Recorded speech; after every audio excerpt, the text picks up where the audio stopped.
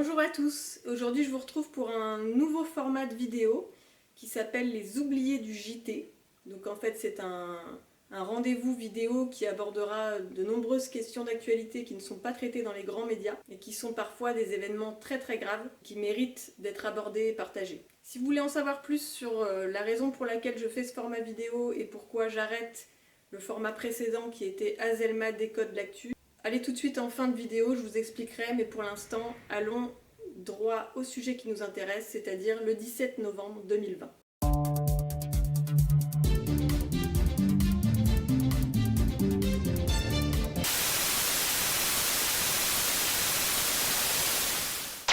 Le 17 novembre 2020 est une date hyper importante parce que c'est à la fois l'anniversaire du mouvement des Gilets jaunes, qui a débuté le 17 novembre 2018. C'est aussi la date qu'a choisi notre cher gouvernement pour démarrer l'examen de la loi sur la sécurité globale. Un vrai pied de nez aux Gilets jaunes, et en tout cas si c'est pas fait exprès, le résultat c'est que c'est très méprisant. Puisque cette loi sur la sécurité globale, elle interdit la diffusion des images de policiers à partir du moment où elles sont diffusées à but de nuire aux policiers. Donc ça c'est un petit cafouillage pour faire en sorte de jouer sur les deux tableaux en disant que non, il ne sera pas interdit de filmer les policiers en manifestation. Pas du tout, c'est simplement pour protéger les forces de l'ordre.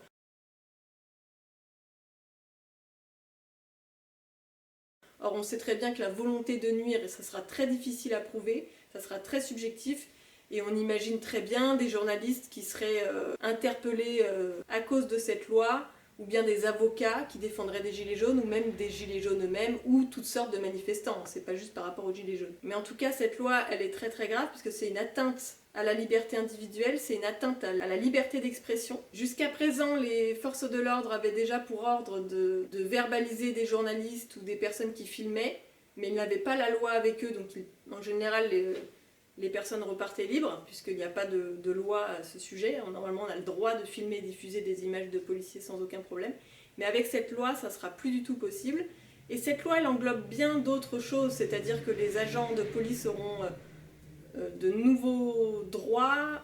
Par exemple, ils pourront porter leurs armes en dehors des heures de service. Donc ça peut mener à des violences et à des dérapages policiers quasi quotidien, ce qui avait déjà lieu sans être légal, et ça aura lieu légalement. Donc c'est une loi très grave, et c'est pourquoi le 17 novembre 2020, il y a eu à la fois des manifestations pour l'anniversaire du mouvement des Gilets jaunes en journée, donc il y en a eu dans toute la France, à Paris apparemment l'après-midi ça s'est plutôt bien passé, et puis à partir de 17-18h, 18h dans la majorité du temps, ont eu lieu également des manifestations contre cette loi sur la sécurité globale.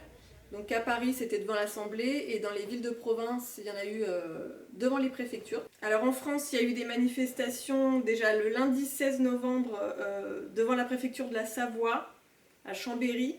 Et puis mardi 17 novembre, il y en a eu à Chalon-sur-Saône, à Nice, en Haute-Garonne, à Toulouse, au Mans, à Troyes, à Périgueux, à Marseille, à Bordeaux, à Nantes et dans d'autres villes, mais en tout cas j'ai déjà cette liste là qui est très longue.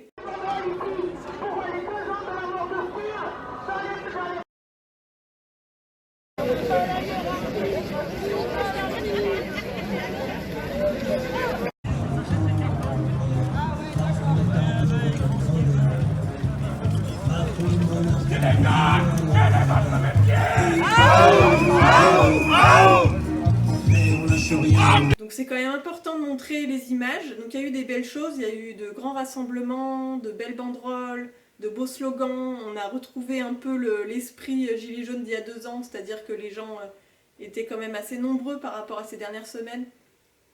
Plutôt festif, une ambiance festive, même si on abordait un sujet très grave. Beaucoup de manifestants créatifs avec leurs banderoles, leurs habits, etc. Par contre, comme chaque fois, et j'ai envie de dire presque pire, en ce jour du 17 novembre, par rapport à la symbolique de cette date, et puis par rapport à la loi qui était en train d'être examinée en face dans l'Assemblée, des violences policières énormes, et en particulier sur des journalistes. Alors la liste des journalistes pourra peut-être s'allonger par la suite parce qu'on ne sait pas tout, mais en tout cas ce qui a été listé hier soir par certains médias indépendants. Donc Clément Lano, journaliste qui a été menacé d'interpellation, Anna Nelson, photographe pour Taranis, qui a été traînée au sol par les CRS, violentée et interpellée, donc là elle est en garde à vue.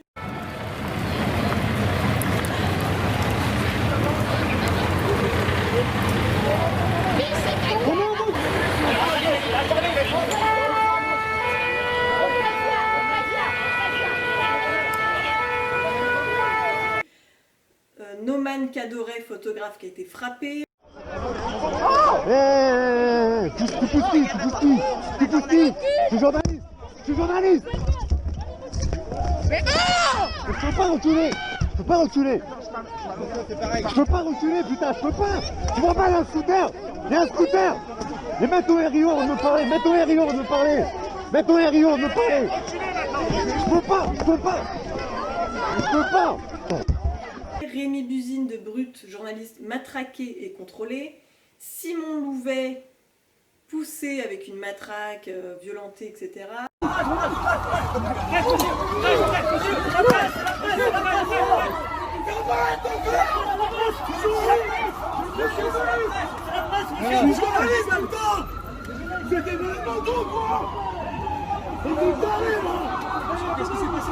Tabouaf, journaliste indépendant, matraqué. Ulysse Logéa, photographe, frappé.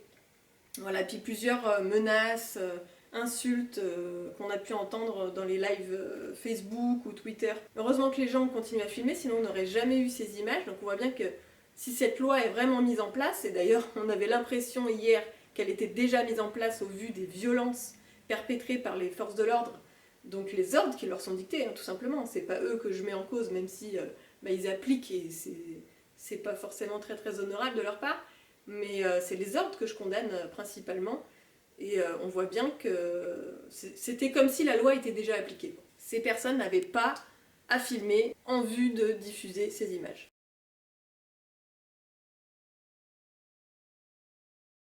Clairement, c'était le message donné par le gouvernement pendant cette manifestation. D'ailleurs, pas que les journalistes qui ont été violentés, les manifestants ont reçu des canons à eau, donc ça c'est très violent, hein. Je ne sais pas si vous avez déjà vécu ça, mais c'est hyper violent, surtout au mois de novembre.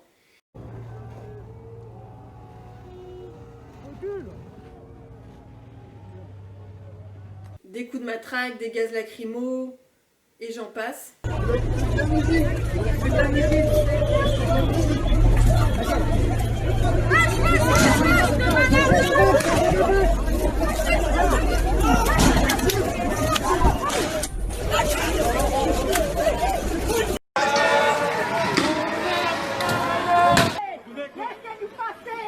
vous préviens, la prochaine fois qu'il y a du bordel avec les antifas, je disperse la manif, elle est terminée.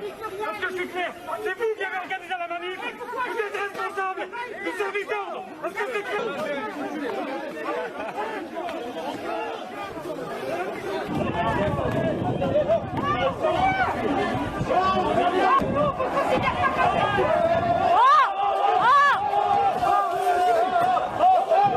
Alors que cette manifestation a été déclarée.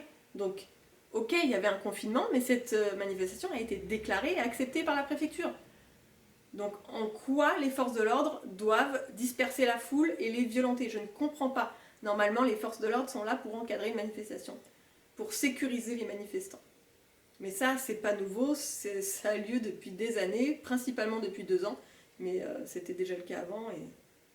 Et le droit à manifester est constitutionnel, normalement ça ne devrait poser aucun problème, on devrait uniquement verbaliser des fauteurs de troubles, ce qui n'est pas le cas.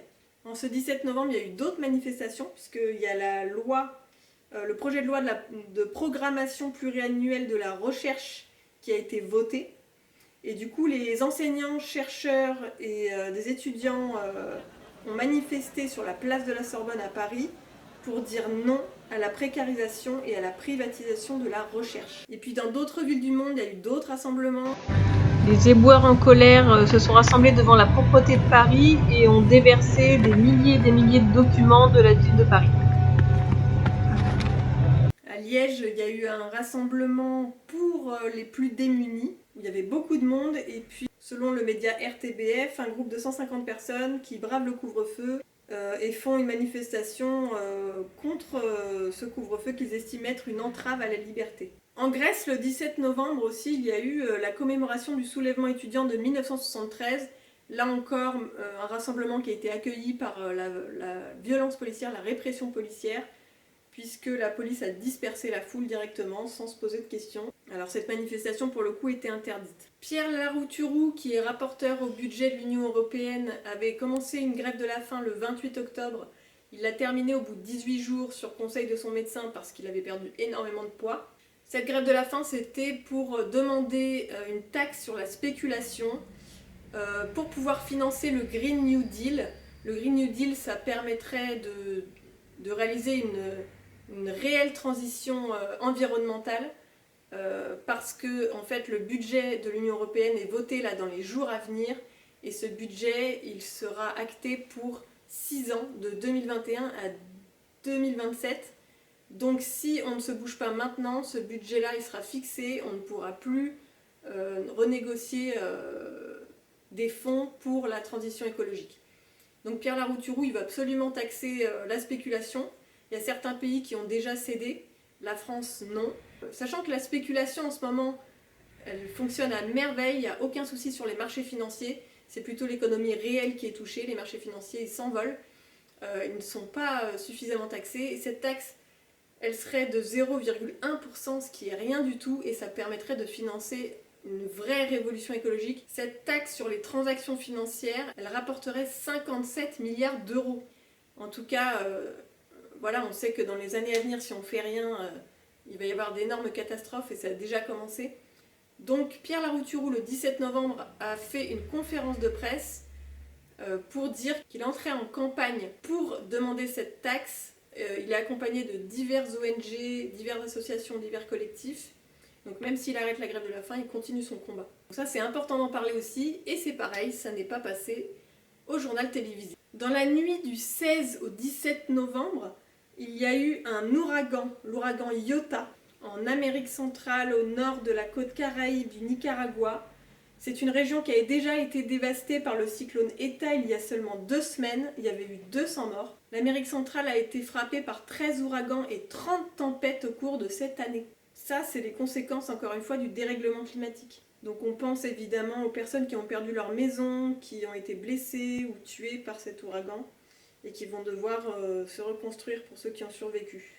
Voilà, c'est tout pour ce numéro de Les Oubliés du JT. Et j'en profite pour vous expliquer un petit peu pourquoi j'ai arrêté mon ancien format vidéo. Donc Azelma décode l'actu, c'était un format vidéo où je décryptais l'actualité de la semaine passée ou le mois passé. Des infos qui m'avaient paru importantes et que j'essayais de décrypter en donnant mon opinion. Alors j'arrête pour plusieurs raisons. La première, c'est comme je le dis à chaque fois, je suis spécialiste en rien, je suis une simple militante. Certes, j'ai mon avis et j'aime le donner, mais j'avais beaucoup de commentaires qui me disaient que mon opinion, on s'en fichait un peu, et à la limite, je peux comprendre, il n'y a aucun souci. Et surtout, les derniers événements que j'allais traiter là, c'était l'élection de Trump, ou le reportage Hold Up, ou des choses comme ça.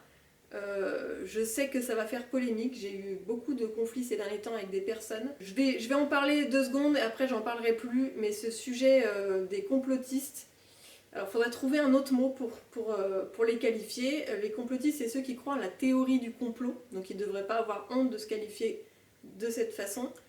Je ne nie pas qu'il puisse y avoir des magouilles politiciennes, évidemment que non, on sait très bien que les politiciens manipulent, mentent, ça il n'y a aucun souci. Mais par contre, il faut que quand on critique les politiciens, quand on critique les puissants de ce monde, on s'appuie sur des preuves. Les preuves, elles ne viennent pas des grands médias. C'est pas parce que je nie les théories qui disent que Biden est un pédophile, ou on va nous injecter une puce dans les vaccins, ou que les traînées dans le ciel, elles sont là pour nous tuer. Ça ne veut pas dire que je sois macroniste ou que je regarde BFM TV. Et si je regarde BFM TV, en tout cas, ça sera avec un esprit critique. Et je pense qu'on peut tout regarder, tout suivre, tout écouter, du moment qu'on a un esprit critique et qu'on n'a pas peur d'aller fouiller là où ça nous déplaît, c'est-à-dire là où les informations ne vont pas dans notre sens. Je pense qu'il faut confronter les idées, les faits, les preuves scientifiques, les analyses journalistiques Il ne faut pas avoir peur de sortir de son entre-soi, de son cercle, parce que très très vite avec les réseaux sociaux, on s'enferme avec des gens qui pensent comme nous tout le temps. Et donc on n'a pas accès aux informations contradictoires. Et c'est très intéressant. Et moi j'ai ma théorie, mais j'ai ma théorie, en fait c'est pas moi qui ai ma théorie, c'est que j'ai suivi des gens qui ont fait des recherches, des scientifiques indépendants, des journalistes indépendants qui ont fait des recherches sourcées et que j'estime fiables et cohérentes sur la gestion de la crise sanitaire qui est pourrie, on est bien d'accord, que ce soit en France ou ailleurs, pas forcément partout, mais en tout cas dans des grands pays occidentaux, dans les grandes puissances mondiales, c'est un échec total. On peut aussi s'interroger sur l'origine du virus, évidemment, mais je pense qu'avant d'imaginer qu'on a créé ce virus de toutes pièces dans un laboratoire, on peut peut-être se renseigner sur les dernières pandémies, leurs causes et leur origine, et on se rend compte qu'en fait, l'homme, le fait qu'il ait trafiqué la nature depuis des années et des années, ça a généré des pandémies puisqu'on s'est rapproché des animaux sauvages, et que du coup, des virus qui étaient censés rester sur ces animaux sauvages, ils ont muté et ils nous ont atteints nous, et qu'avec la mondialisation, tout simplement, l'épidémie, elle est exponentielle puisque on voyage en permanence, on fait venir des produits de l'autre bout du monde, donc on fait circuler le virus. Enfin, je pense qu'il y a énormément de causes tellement plus logiques que d'aller imaginer un complot mondial. Pour moi, le complot mondial, c'est pas vraiment un complot, c'est simplement que le pouvoir et l'argent, ça rend fou, et que des gens qui ont des pouvoirs centralisés, qui n'ont pas de limite en termes de salaire, qui peuvent avoir toujours plus, et ils auront toujours plus, et ils feront en sorte de toujours avoir plus. Et forcément que ça crée des sortes d'amitié, enfin, amitié intéressée évidemment, mais ce que je veux dire par là, c'est qu'il y a clairement deux classes qui s'opposent, les 1% les plus riches et les 99 autres. Et je pense que notre lutte, déjà, elle peut commencer par là. Et il y aura déjà beaucoup de pain sur la planche. Il y aura beaucoup de revendications à exprimer dans les manifs, dans les pétitions, dans les posts Facebook, etc., qui sont fiables et qui sont vérifiables au quotidien. Nous ne sommes pas scientifiques, nous ne sommes pas journalistes, nous ne sommes pas experts en rien. Basons-nous sur du concret. Il y a 9 millions de pauvres en France. Jeff Bezos gagne ce qu'on gagne en une année, en 6 secondes. Voilà des choses concrètes, réelles, sur lesquelles on peut se baser pour lutter contre ce gouvernement. Et pour finir, quand moi ou d'autres, on va oser critiquer un documentaire comme Hold Up, certains vont nous dire qu'on perd notre énergie et qu'on ne devrait pas la perdre en critiquant un documentaire qui au moins, même s'il ne dit pas tout vrai, fait ouvrir les yeux aux aveugles. Eh ben non, je ne suis pas d'accord. Quand on balance des conneries non prouvées, qu'on vole des images, qu'on prend des intervenants qui n'ont aucune compétence dans leur domaine et qui sont reconnus pour leur escroquerie, renseignez-vous sur les intervenants de ce documentaire. Pour moi, ça n'ouvre en rien les yeux aux aveugles, au contraire, ça les enferme, ça les entérine dans leur aveuglement et ça les entraîne, encore une fois, à ne pas réfléchir par eux-mêmes. Les gens pensent qu'en regardant ce genre de documentaire, ils réfléchissent par eux-mêmes, c'est faux. Ils suivent, encore une fois, une propagande. Alors certes, c'est pas la propagande macroniste, c'est la propagande de quelques autres qui sont également puissants dans leur domaine et qui vont balancer des infos qui sont fausses. Ça va décrédibiliser les mouvements gilets jaunes, militants, etc.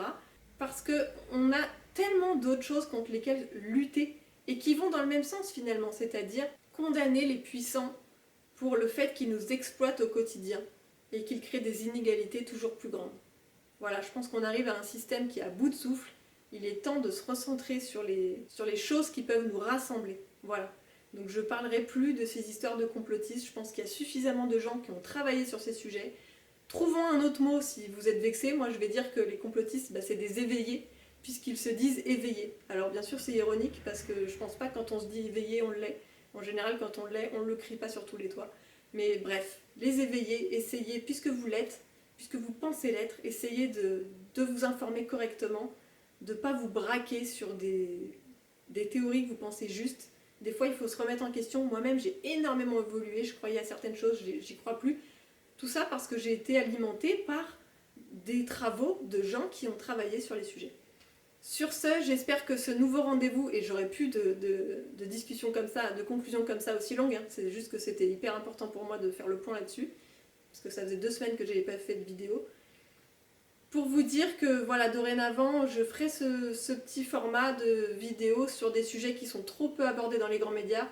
Et ça, pour moi, c'est une forme de contribution. J'espère que ça vous plaira. Et je vais faire en sorte d'en publier au maximum en fonction de mon temps, puisqu'en ce moment, on est tous dans la... Et en même temps, je veux garder un pied dans la lutte parce que pour moi, c'est indispensable. Je ne peux pas regarder ce qui se passe sans rien faire. Donc je ferai au mieux et en attendant, prenez soin de vous. À bientôt.